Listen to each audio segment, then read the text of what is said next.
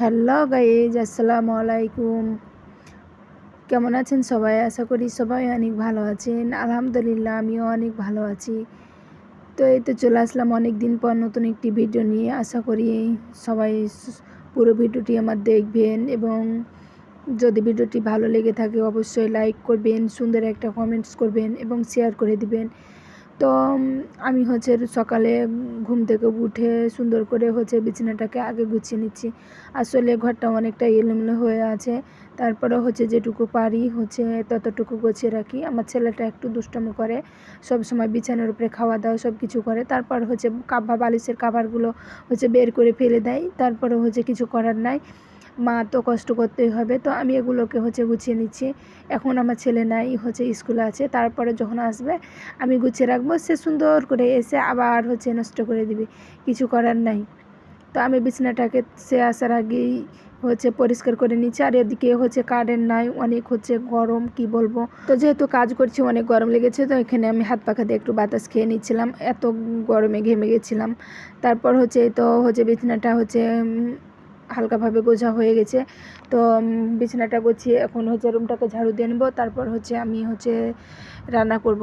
আর আসলে যখন দেখেন যে আমরা ফ্যানের দিকে তাকাই না, যখন কারেন্ট আসে তখন ফ্যানের দিকে চোখ পড়ে সবার।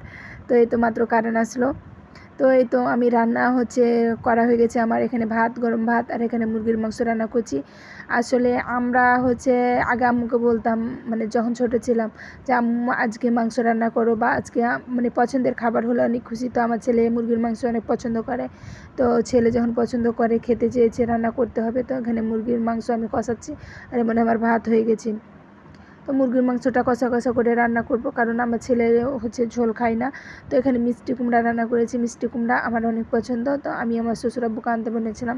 তো এসে এখানে গরম ভাত, এগুলো দুইটা জিনিস হয়ে গেছে। আর এই মুরগির মাংসটাতে হালকা ঝোল দিয়ে সিদ্ধ করে তারপর কষা কষা করে আমি নামিয়ে নেব।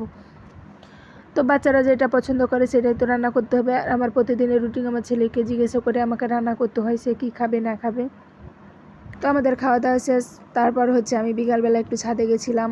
আকাশটা অনেক মেঘলা মেঘলা ভাব, মানে বৃষ্টি আসবে ইতিমধ্যে হয়তো। তো অনেক গরম পড়েছে, আর যেরকম লোডশেডিংয়ে অনেক সমস্যাও করতেছে, কিছু করার নাই। তো একটু ছাদে এসেছি যে একটু যদি বাতাস বয়। তো হালকা বাতাস ছিল। তারপরে আমি ছাদে আসলাম। তো এখানে আমাদের দেখেন লাউ ধরেছে। এখানে লাউয়ের অনেকগুলো ছোটো ছোটো লাউ, আর কচি কচি লাউ, অনেক মানে খেতে মজা, অনেক মাশাআল্লাহ। আমরা টাটকা টাটকা লাউ খেতে পাই। তো এখানে ছোটো ছোটো অনেক লাউয়ের কলি এসেছে। আরও নিচের দিকে অনেকগুলো গাছ আছে, সেগুলোতে আছে, তো আমি তো দেখাতে পাচ্ছি না। এখানে ছোটো ছোটো কলি এসেছে। আর লাউ পাতাগুলো দেখেন, মানে এরকম মানে লাউ পাতা আমি দেখিনি। এবারকার লাউ পাতাগুলো অন্যরকম, মানে কেমন যেন অনেকটাই সুন্দর লাগছে দেখে।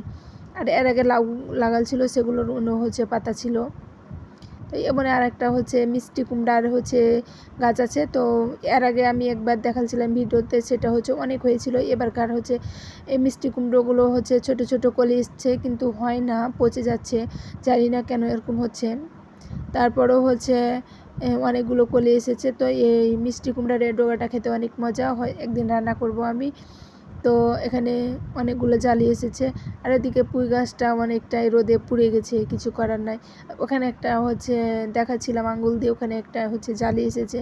তো দেখা যাক হবে কিনা। তো ইতিমধ্যে দেখেন অন্ধকার হয়ে গেছে, এখন বিকাল 5:30 বাজে। তো আমার ছেলে প্রাইভেটে গেছে, আমি একাই বাসায় ছিলাম। তো অন্ধকার হয়ে বৃষ্টি নেমে এসছে, আমার ছেলে রাস্তায় ছিল। তো দেখেন শিলাবৃষ্টিও হয়েছে, অনেক পাথরও পড়েছে। আর পাথরের জন্য মানে বাতাস হয়নি, পাথরের জন্য গাছের পাতাগুলো সব ঝরে ঝরে পড়ে গেছে। দেখেন অনেক বড় বড় পাথর। এর আগে আমি দেখেছি পাথর, কিন্তু এগুলো অনেক বড়। ফার্স্ট টাইম আমি এত বড় পাথর দেখছি, মনে হচ্ছে ছাদ ফুটো হয়ে পড়ে যাচ্ছে, যে দেখেন। তো হঠাৎ এতগুলো বৃষ্টি, মানে আম গাছের অনেক প্রবলেম হবে, মানে যেহেতু হবে। তো এখানে আমি পাথরগুলো কুড়াচ্ছিলাম। আর এই পাথরগুলো আমি খাই, আমাকে অনেক ভালো লাগে।